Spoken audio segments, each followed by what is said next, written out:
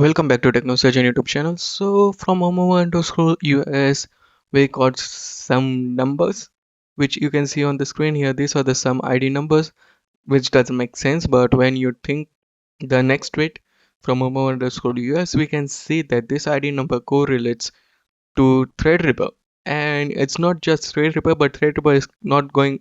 It's coming for HEDT, so it's not going for workstation, but it is coming back to desktop. As you can see, there's Pro lineup with 79x FWX, which can be 7995 WX and stuff.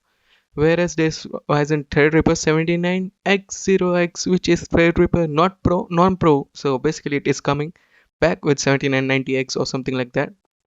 Next up, we have a report from John Petty Research, which says like desktop GPU sales are lowest in decades. As you can see from the graph here, in 2022, Nvidia sold over 10 million, whereas in 2023 first half, it's 5.29, so it's literally half.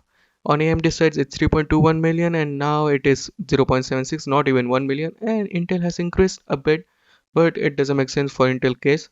As you can see, according to John Petty Research, the sales of desktop is 6.3 million units less over quarter. It is 12.6% decline and 38.2% over a year decline, and 6.3 million lower, which basically relates to AMD Ryzen Radeon 7900 XTX in XT is below 800 bucks, 799 euros in Germany at Mine Factory, which is unbelievable price for 7900 XT. Also, Galax has a price adjustment for RTX 40 and 30 series, which goes from $140 to as low as 28 bucks.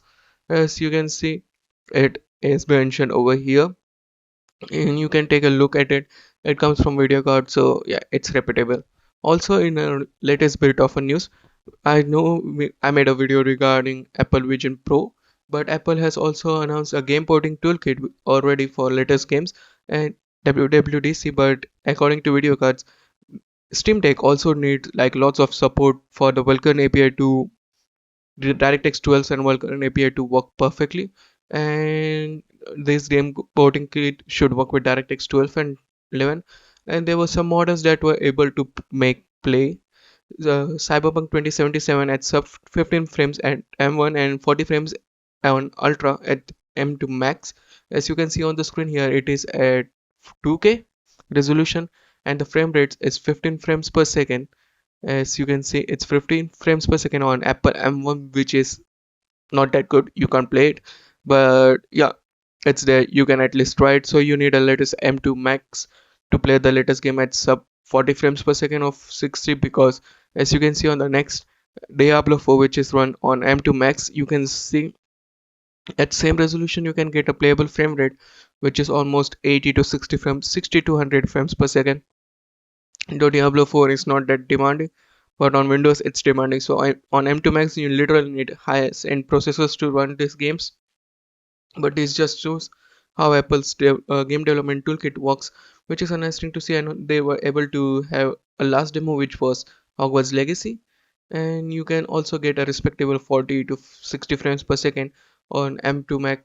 So yeah, overall it's a pretty nice game, and you can play it pretty nice. So yeah, it is pretty good to see.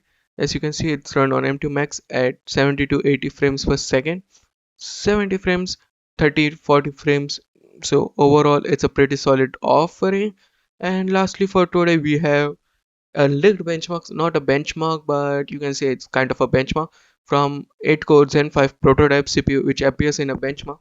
As you can see, there was an engineering sample which was named this, and it related to family 26.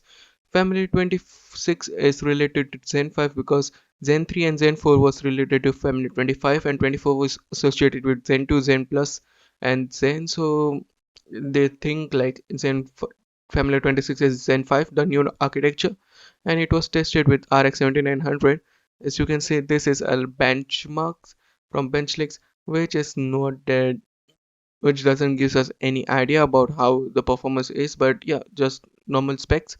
But this just confirms it, like Ryzen 8000 is coming very soon with asset shown on this benchmarking website. So yeah, Ryzen 8000 will be launched very soon, But yeah, that's it from me today. What do you think about the new sound? Of your thoughts in the comment section below? Like, share, and subscribe, and I'll meet you in the next one. Peace out.